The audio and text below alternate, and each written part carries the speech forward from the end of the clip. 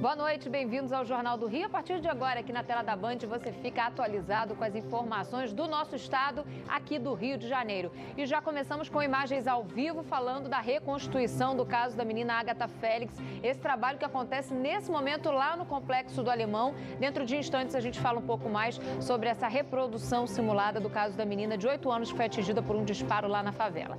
Tem informação ainda sobre um caso de feminicídio, uma mulher que foi torturada, mantida em cárcere privado pelo companheiro, que seria um policial militar. Em instantes também trazemos para você todos os detalhes dessa história. E tem futebol e a crise no Botafogo provocando a revolta dos torcedores com mais uma derrota. Tudo isso e muito mais no Jornal do Rio. Em 30 segundos eu estou te esperando.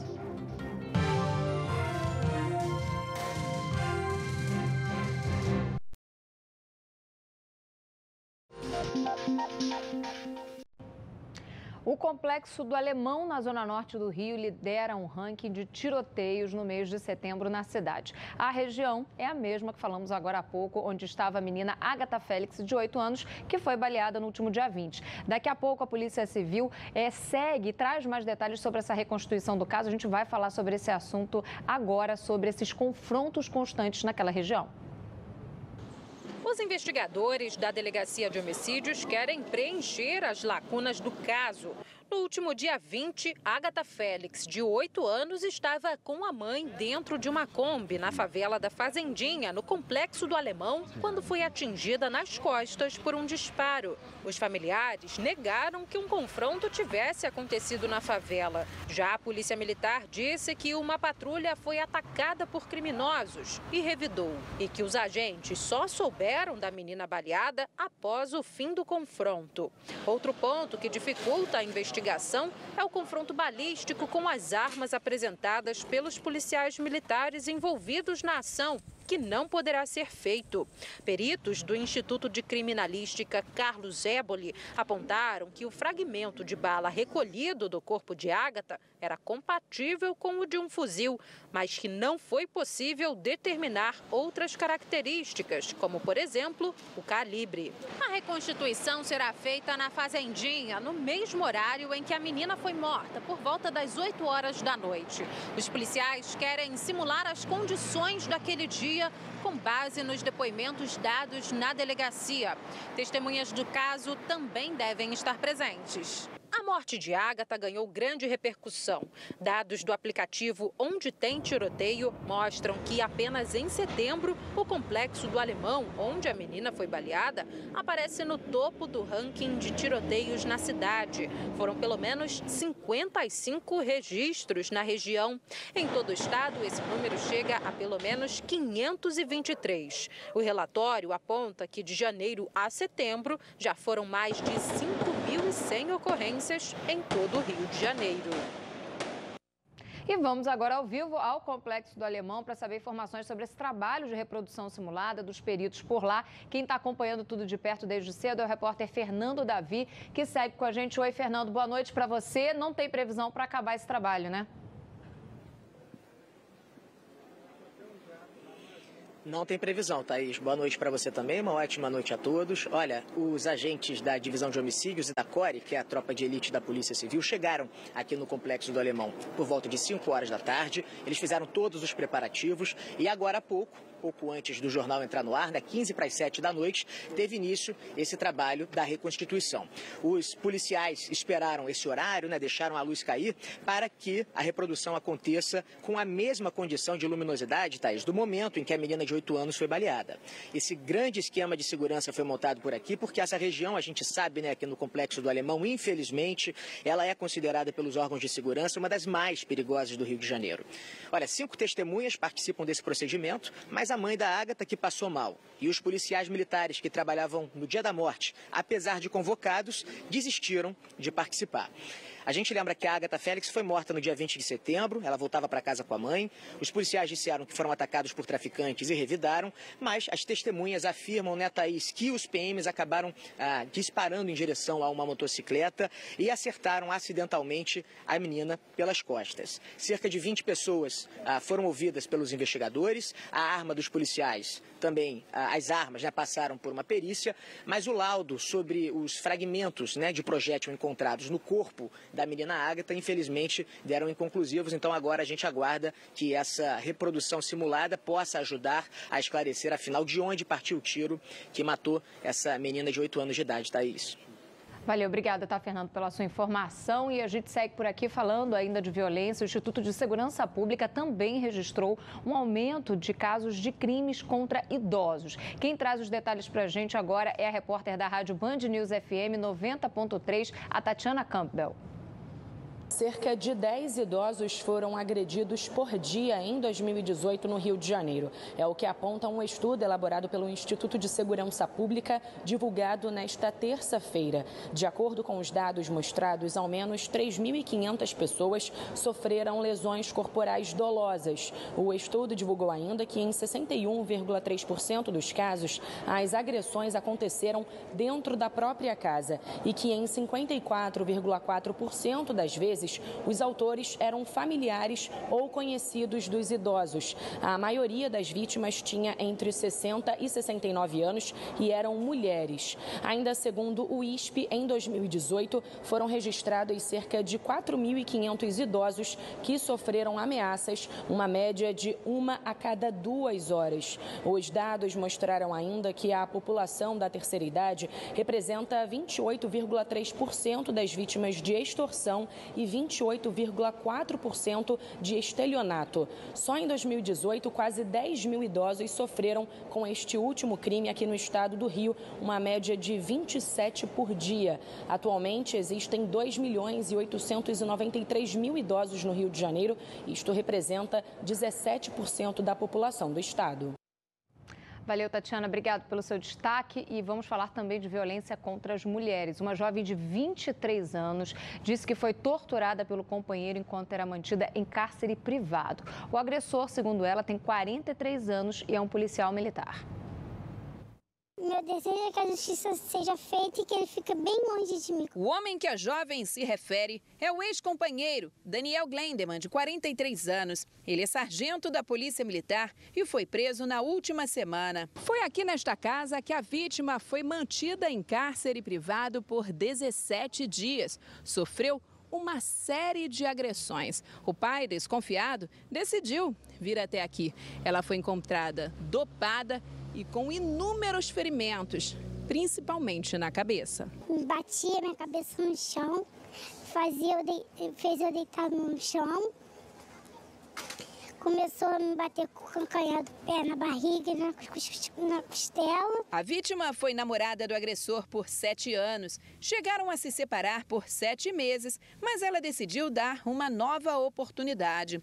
O que não imaginava era que quando voltasse para a casa dele, seria vítima de tanta violência. Peguei a última bolsa e botei dentro da casa dele e fechei a porta. Acabou. Aí já mudou. Quando o PM saía para trabalhar, ela era dopada para evitar que fugisse ou pedisse ajuda. As portas da casa eram trancadas com cadeado e as janelas tinham os vidros pintados de preto. Botava o comprimido na minha boca, uns 3, 4 comprimidos na minha boca e botava água. Bebe, é para só passar. O celular e as redes sociais dela, era ele quem administrava. Quando alguém ligava ou mandava mensagem, a jovem era obrigada a mentir. Meu pai ligou pro telefone, aí eu, oi pai. Aí ele, tô aqui no portão, vem aqui. Aí eu falei, meu pai tá no portão, pediu pra mim ir lá, vai lá. Mas não faz cara de retardada, faz cara que você tá bem. Faz de conta que tá tudo bem. As marcas da violência vão além da física e psicológica. Enquanto estava em cárcere privado, ela ainda foi obrigada a fazer uma tatuagem com o nome do agressor.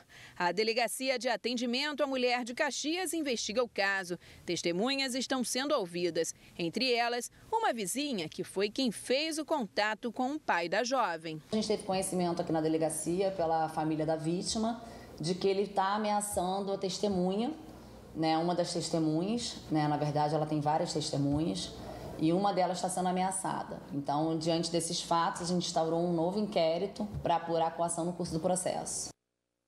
E em Miguel Pereira, no sul do estado, a polícia encontrou o corpo de uma pastora que estava desaparecida. Esse corpo estava dentro de uma geladeira da própria casa onde a vítima morava. A Juliana Neves tem informações para a gente sobre esse assunto. Boa noite para você, Juliana. Boa noite, Thaís. Esse caso aconteceu em Miguel Pereira no último sábado. O corpo da pastora evangélica Ione Angélica dos Santos, de 47 anos, foi encontrado dentro da geladeira da própria casa no bairro Veracruz.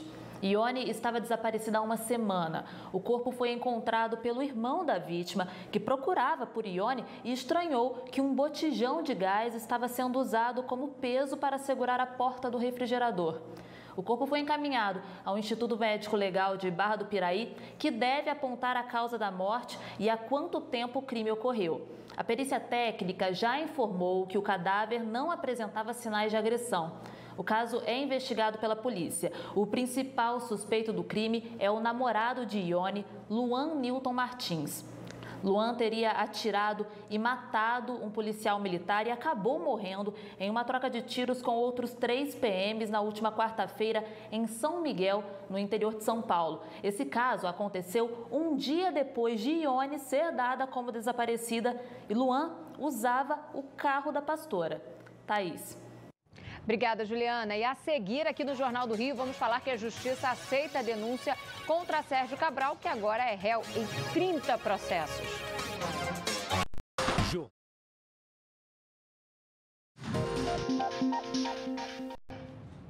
O ex-governador do Rio, Sérgio Cabral, agora é réu em 30 processos. Vamos acionar ao vivo a Marcele Setúbal, que tem mais informações. Boa noite para você, Marcele. Tá difícil acompanhar tanto processo, hein?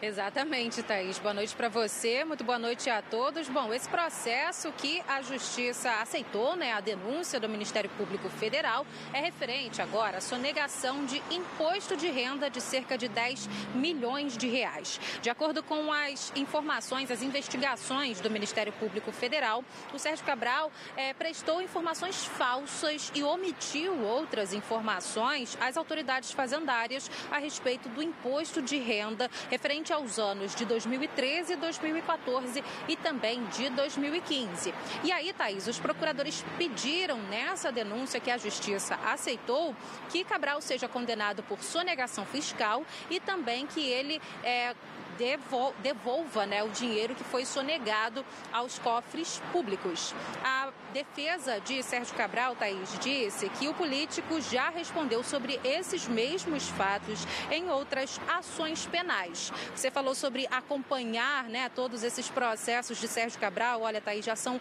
11 condenações de Sérgio Cabral em processos da Lava Jato aqui no Rio de Janeiro e também em Curitiba. E essas penas somadas chegam a 234 anos de prisão, Thaís.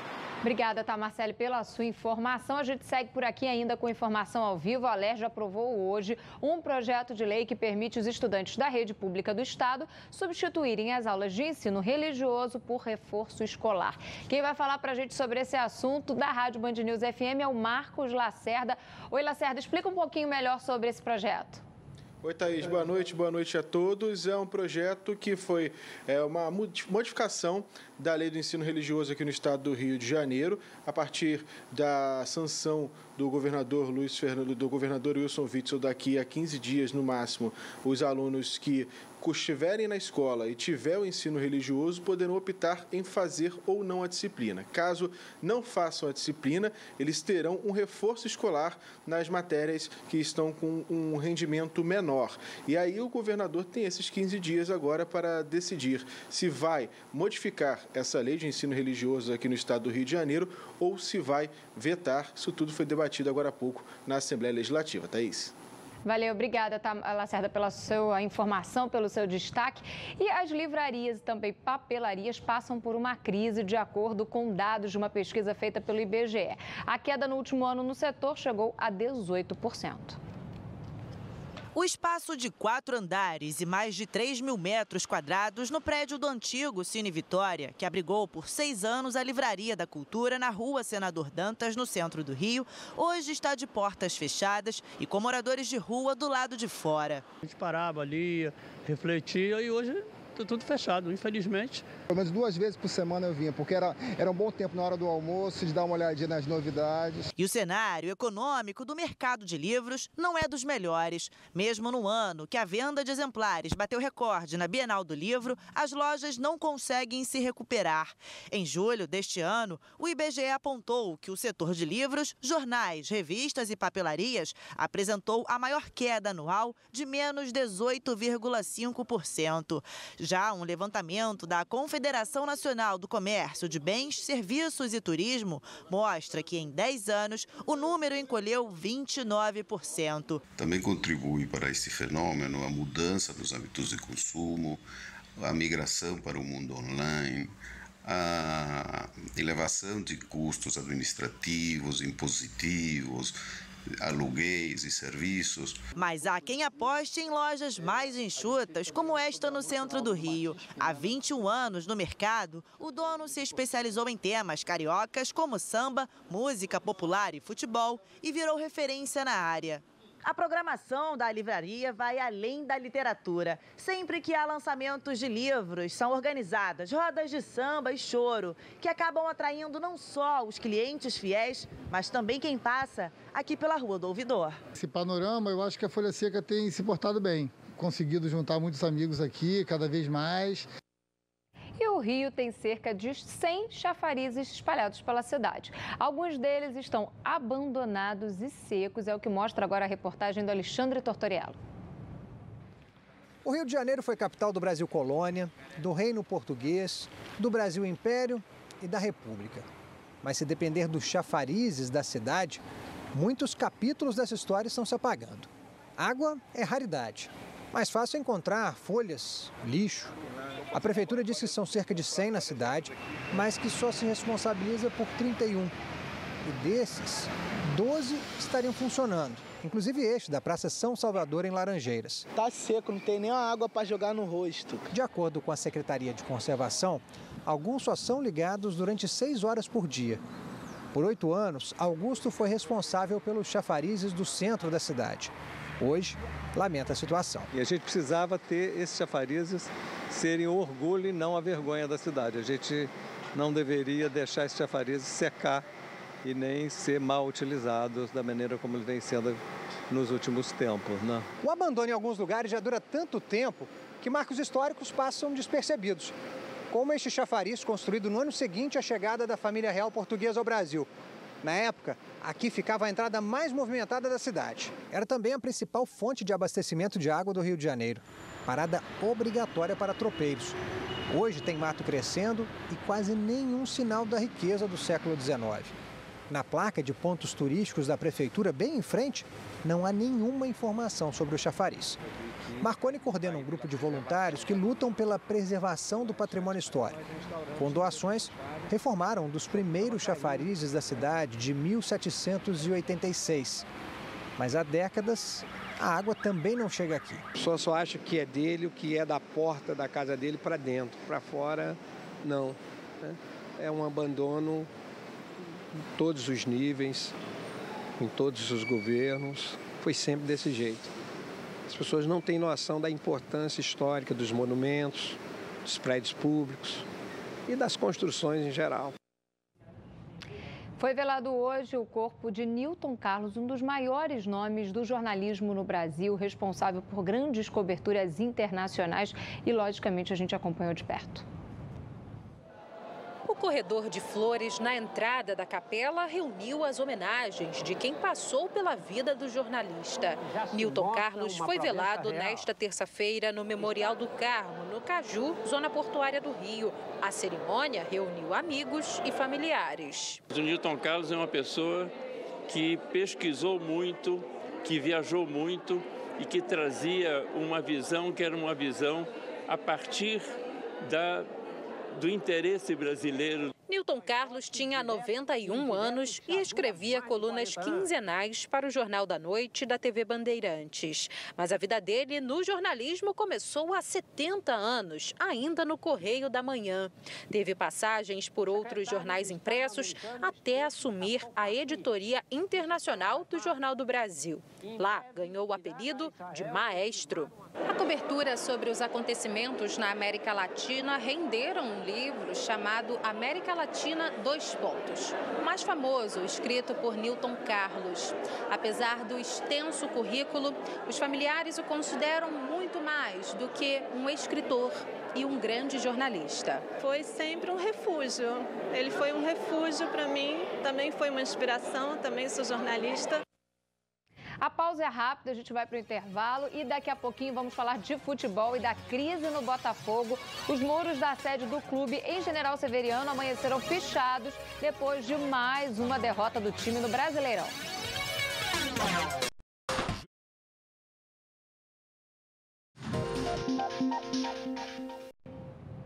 Hora de falar de futebol aqui no Jornal do Rio e da crise no Botafogo. Os resultados negativos no Campeonato Brasileiro têm tirado os torcedores do sério. Hoje, os muros ali da sede em General Severiano, Botafogo, na Zona Sul aqui do Rio de Janeiro, amanheceram pichados. Ontem, o Alvinegro perdeu para o Fortaleza no Castelão. Os muros da sede do clube em General Severiano amanheceram pichados. Nas frases, pedidos pela saída de Eduardo Barroca, críticas à diretoria e a falta de comprometimento do time. O treinador vem sofrendo pressão da torcida por conta dos últimos resultados. Ontem, o Botafogo perdeu para o Fortaleza por 1-0. Aliás, o Alvinegro não sabe o que é vencer no Brasileirão há 4 jogos. São 3 derrotas consecutivas. A gente ainda não tinha enfrentado uma sequência como essa. Lógico que a gente não está satisfeito, eu não estou satisfeito com os resultados, mas agora cabe a gente buscar solução, né? Esse momento não é um momento para apontar erro, é um momento para buscar solução. Eu sou o treinador da equipe, cabe a mim tentar buscar todas as soluções dentro da equipe que eu tenho. A equipe está na 12ª posição com 27 pontos, ainda longe da zona de rebaixamento. Mas o alerta está ligado. No domingo, o Alvinegro tem a chance de mudar esse cenário. Tem clássico vovô no Engenhão.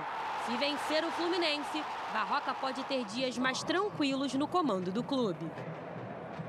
Quem passa pela zona portuária do Rio de Janeiro já consegue observar quase pronta a roda gigante. Olha só a imagem, de quase 90 metros de altura, localizada na zona portuária do Rio, que vai começar as fases de testes no fim deste mês. As obras estão a todo vapor e após a instalação de todas as 54 cabines, ficará faltando apenas a parte elétrica e também de automoção. A expectativa da empresa responsável pela roda gigante é atrair até 20 mil pessoas por dia. Cada uma das cabines será climatizada e terá capacidade para 8 pessoas. O valor do ingresso não deve passar de R$ 50. A inauguração está prevista para o mês de novembro, mas ainda sem data definida.